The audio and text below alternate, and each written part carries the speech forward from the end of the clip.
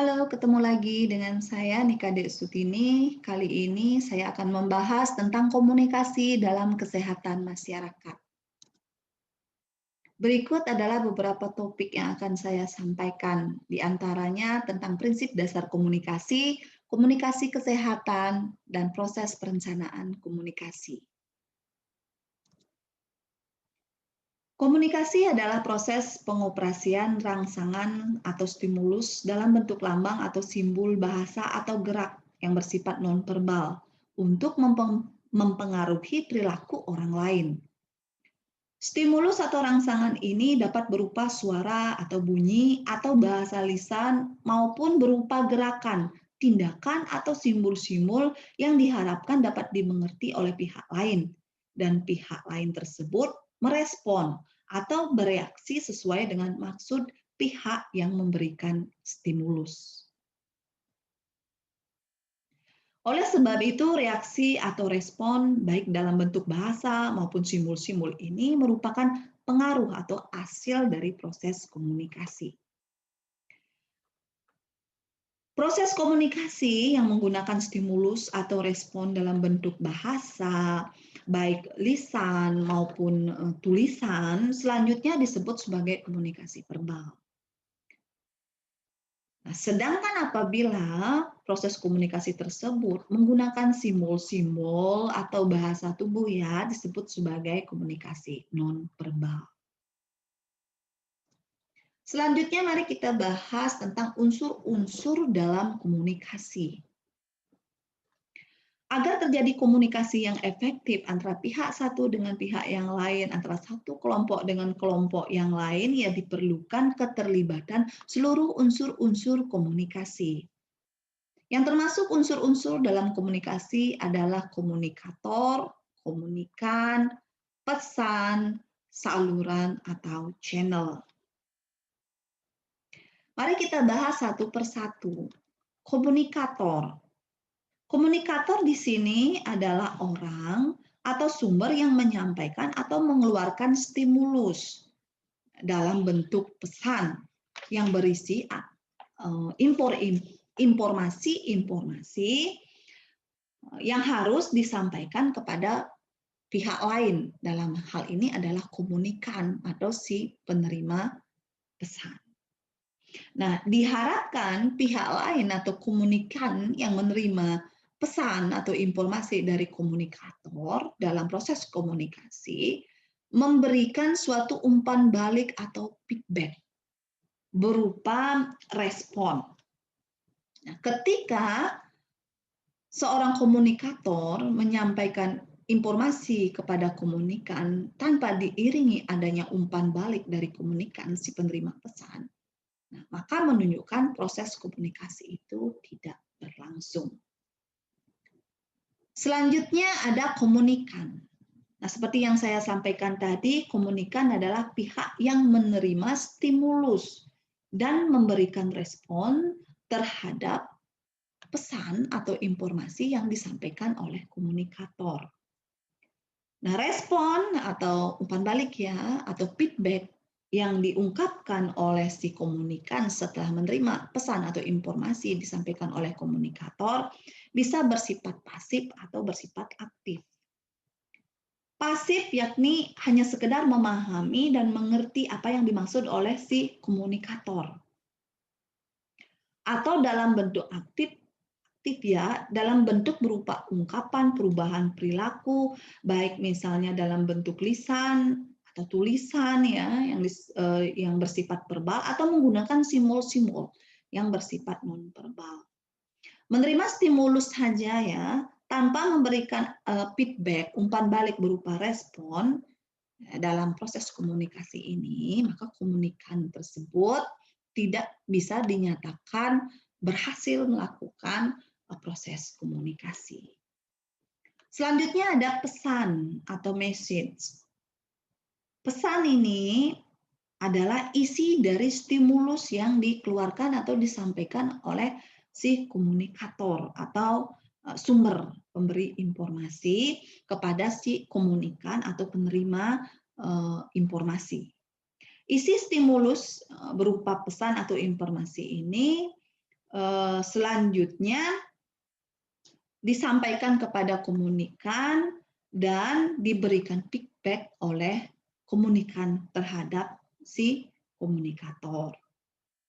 Nah, unsur yang lain dalam komunikasi ada saluran atau media. Nah, saluran atau channel atau memang sering populer disebut sebagai media adalah alat atau sarana yang digunakan oleh si komunikator dalam menyampaikan pesan berupa informasi kepada komunikan.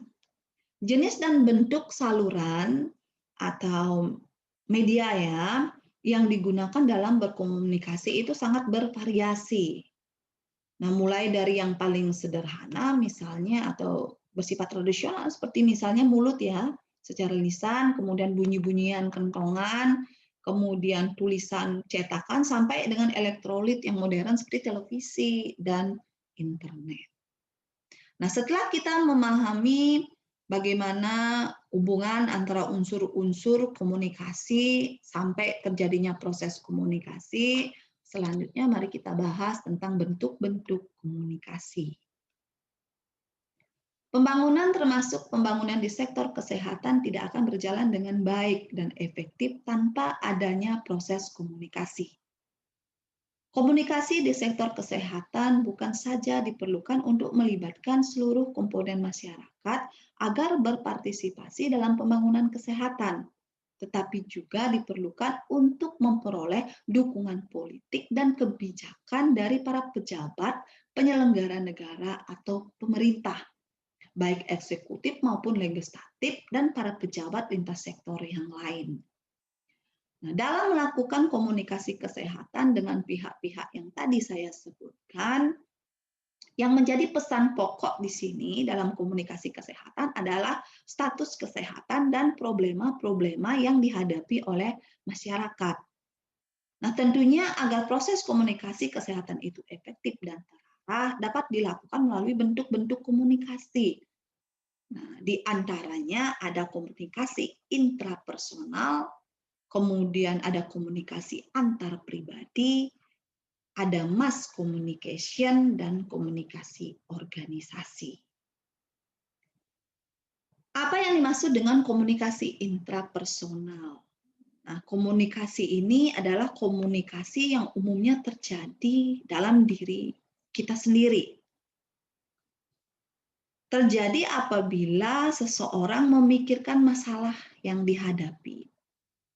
Nah, komunikasi interpersonal juga terjadi apabila seseorang melakukan pertimbangan-pertimbangan sebelum mengambil suatu keputusan yang diawali dengan munculnya sensasi, kemudian menimbulkan suatu persepsi, tersimpan dalam memori, menjadi dasar untuk berpikir, menjadi bahan pertimbangan sebelum pengambilan keputusan. Selanjutnya, apa yang dimaksud dengan komunikasi antar pribadi atau interpersonal communication? Nah, komunikasi ini adalah salah satu bentuk komunikasi yang paling efektif karena antara komunikator dengan komunikan dapat langsung melakukan tatap muka. Sehingga stimulus, yakni pesan atau informasi yang disampaikan oleh si komunikator langsung dapat diterima, bahkan diberikan feedback berupa respon ditanggapi saat itu juga oleh si komunikan. Dan apabila terjadi ketidakjelasan pesan atau informasi yang disampaikan oleh si komunikator, maka komunikan di sini dapat melakukan klarifikasi dan mendapatkan penjelasan dari si komunikator. Nah, media yang paling penting dalam komunikasi antar pribadi di sini adalah kemampuan bahasa, baik lisan melalui mulut maupun secara tulisan. Nah, namun untuk visualisasi atau ilustrasi informasi yang memerlukan dukungan data ya perlu dibantu dengan alat bantu lain. Misalnya ada penjelasan menggunakan grafik, tabel, diagram, baik dalam bentuk cetak ya, leaflet, flipchart, buku, media presentasi maupun elektronik, misalnya seperti video, slide, dan lain sebagainya. Selanjutnya apa yang dimaksud dengan mass communication? Nah, komunikasi ini adalah komunikasi yang menggunakan saluran media massa atau berkomunikasi melalui media massa. Nah, komunikasi melalui media massa ini ya kurang efektif dibandingkan dengan komunikasi antar pribadi. Nah, meskipun mungkin lebih efisien ya, komunikasi melalui media massa khususnya di negara berkembang seperti misalnya kita di Indonesia ya, masih banyak kendalanya. Nah, kendala yang paling utama adalah tingkat pendidikan dan kecerdasan masyarakat yang masih rendah. Nah, oleh karena itu kadang-kadang pesan kesehatan sangat sulit diterima oleh si komunikan ya, di sini adalah masyarakat, ketika menyimak informasi yang disampaikan melalui misalnya contohnya adalah media televisi. Nah, karena mereka kadang sulit untuk memahami. Nah, karena sulit memahami pesan-pesan ini, maka respon dari masyarakat sangat lambat, bahkan sama sekali tidak memberikan respon. Nah, media-media yang digunakan dalam komunikasi massa lebih populer disebut dengan media massa ini mencakup ada media cetak seperti misalnya koran, majalah, jurnal, kemudian selebaran atau flyer dan sebagainya. Media elektronik ya, misalnya seperti radio, televisi, internet. Juga bisa dalam bentuk spanduk, umbul-umbul dan lain sebagainya. Selanjutnya ada komunikasi organisasi. Apa sih yang dimaksud dengan komunikasi organisasi? Adalah komunikasi yang terjadi di antar organisasi, institusi, atau lembaga. Nah, komunikasi organisasi juga dapat terjadi di antar unit. Organisasi itu sendiri misalnya antar bagian, antar seksi, subbagian, antar departemen, dan lain sebagainya. Nah, beberapa literatur juga menyebutkan komunikasi kelompok yang antara lain ini mencakup komunikasi organisasi. Nah, setelah memahami komunikasi itu apa, aspek-aspek komunikasi itu bagaimana, kemudian proses komunikasi, serta bentuk-bentuk komunikasi, sekarang kita lanjut ke komunikasi kesehatan itu sendiri. Nah, komunikasi kesehatan adalah usaha yang sistematis untuk mempengaruhi secara positif perilaku kesehatan masyarakat dengan menggunakan berbagai prinsip dan metode komunikasi, baik menggunakan komunikasi interpersonal maupun komunikasi massa. Tujuan utama komunikasi kesehatan di sini adalah terjadi perubahan perilaku kesehatan masyarakat. Dan selanjutnya perilaku masyarakat yang sehat tersebut akan berpengaruh kepada peningkatan derajat kesehatan masyarakat. Bentuk komunikasi yang sering digunakan dalam proses atau program kesehatan masyarakat adalah komunikasi antar personal. Oke, atau antar pribadi dan komunikasi massa.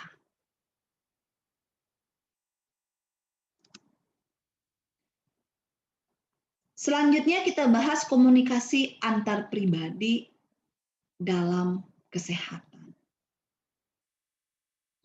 Komunikasi antar pribadi seperti yang sudah kita ketahui adalah terjadinya komunikasi langsung tatap muka antara satu orang dengan orang lain, baik perorangan maupun kelompok. Nah, komunikasi ini tidak melibatkan kamera, kemudian tidak ada melibatkan penyiar, skenario, dan lain sebagainya. Nah, komunikator atau si pemberi pesan informasi langsung bisa bertatap muka dengan si komunikan, penerima informasi, baik secara individu ya maupun secara kelompok. Di dalam pelayanan kesehatan, komunikasi antar pribadi ini terjadi antara petugas kesehatan atau health provider dengan klien atau pasien atau kelompok masyarakat dan para anggota masyarakat. Komunikasi antar pribadi merupakan pelengkap komunikasi massa. Apa artinya? Artinya bahwa pesan-pesan kesehatan yang telah disampaikan lewat media massa, contohnya di sini misalnya televisi ya, dapat ditindaklanjuti dengan melakukan komunikasi antar pribadi. Misalnya ketika seseorang menerima informasi kesehatan tentang bahaya definisi dan lain sebagainya dari kejadian kanker payudara. Informasi yang didapat di media massa selanjutnya akan merangsang munculnya suatu perubahan perilaku berupa sikap mencari informasi pada pelayanan kesehatan, termasuk juga perilaku lebih lanjut untuk mengatasi terpaparnya atau mencegah terpaparnya suatu penyakit. Komunikasi antar pribadi ini akan dianggap efektif bila memenuhi beberapa kriteria ini, diantaranya ada sikap empati, respek, dan jujur yang ditunjukkan oleh si komunikator dan si komunikan. Empati itu adalah suatu sikap yang bisa menempatkan diri sama atau sejajar kedudukannya dengan orang lain.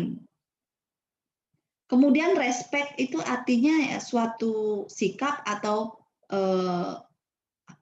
perlakuan terhadap orang lain. Dan jujur itu mengarah pada keterbukaan dari unsur komunikasi, baik komunikan dan komunikator ketika melakukan komunikasi tersebut. Nah, metode komunikasi antar pribadi yang paling baik di sini adalah konseling. Contohnya sini adalah digambar konseling kesehatan. Karena di dalam cara ini antara komunikator dengan atau konselor ya, kemudian dengan komunikan atau klien ya terjadi dialog. Klien dapat lebih terbuka menyampaikan semua masalah kesehatannya dan keinginan-keinginannya karena di sini tidak ada pihak ketiga yang hadir yang memberikan intervensi dalam melakukan proses komunikasi. Nah, proses konseling ini dapat dilakukan sebenarnya secara mudah ya dengan melakukan prinsip komunikasi antarpersonal. Di antaranya adalah menyambut klien dengan hangat, menanyakan tentang keadaan mereka, kemudian menanyakan tentang masalah-masalah kesehatan yang dihadapi, kemudian membantu pemecahan masalah yang dihadapi oleh klien, kemudian menjelaskan bagaimana cara pemecahan masalah, terutama terhadap masalah yang sama, dan mampu memberikan saran sebagai tindak lanjut terhadap konseling yang dilakukan. Nah, ini adalah prinsip-prinsip komunikasi antarpersonal yang perlu diperhatikan ketika melakukan komunikasi konseling kesehatan. Selanjutnya ada komunikasi massa dalam kesehatan. Nah, komunikasi massa di sini adalah penggunaan media massa untuk menyampaikan pesan-pesan atau informasi kepada khalayak ramai. Di sini contohnya adalah ya masyarakat. Komunikasi dalam kesehatan masyarakat berarti menyampaikan pesan-pesan kesehatan kepada masyarakat melalui berbagai media massa. Apakah itu misalnya televisi, radio, media cetak, termasuk media tradisional lainnya ya, dengan tujuan terjadi perubahan perilaku hidup sehat baik pada individu maupun masyarakat. Nah, contohnya di sini misalnya di dalam program ya televisi ya menyampaikan tentang definisi, kemudian penata laksanaan atau informasi lah tentang demam berdarah dengue. Nah, pesan-pesan yang disampaikan mulai dari yang spesifik sampai yang bersifat umum. Mulai dari penyebab, kemudian bagaimana penularan, kemudian bagaimana cara pencegahannya, termasuk penanggulangannya. Nah, setelah mereka menerima informasi dari media massa, nah, selanjutnya diharapkan mereka mengetahui penyebab, cara pencegahan, cara penularan dari penyakit demam berdarah. Dan selanjutnya mereka mampu melakukan upaya-upaya untuk mencegah kejadian demam berdarah. Melakukan tindakan pengobatan yang tepat, bila seandainya salah satu dari anggota keluarga mereka ada yang menderita demam berdarah. Nah, dalam perkembangan selanjutnya, komunikasi massa tidak hanya terbatas pada penggunaan beberapa media cetak atau media elektronik lainnya, melainkan mencakup juga penggunaan media tradisional. Nah, komunikasi massa dengan menggunakan media tradisional, misalnya salah satu ya, mulai menyampaikan informasi melalui pergelaran wayang, tampak akan lebih efektif dibandingkan menyampaikan informasi melalui televisi. Karena media tradisional sudah menjadi suatu kebudayaan dan mendarah daging dalam masyarakat Indonesia. Nah, selanjutnya kita sampai pada pembahasan yang terakhir tentang proses perencanaan komunikasi. Merencanakan program komunikasi sedikit lebih berbeda dengan merencanakan program-program yang lain. Proses perencanaan komunikasi ini secara umum tergambar dalam bagian ini, yang disebut dengan P proses. Ada beberapa tahap yang harus dilakukan dalam proses perencanaan komunikasi, mulai dari analisis, kemudian melakukan desain komunikasi, melakukan pengembangan media, melakukan implementasi atau melakukan komunikasi, dan melakukan telaah. Nah, semua tahapan dalam proses komunikasi ini harus dilakukan secara terperinci ya, sesuai tahapan, tidak bisa dilakukan secara acak. Nah, kita mulai dari tahap yang pertama dalam proses perencanaan komunikasi. Nah, analisis komunikasi kesehatan ya, sebelum komunikasi itu dilakukan, maka perlu dilakukan analisis komunikasi kesehatan. Nah, di sini meliputi dua aspek, yaitu analisis epidemiologi dan analisis perilaku.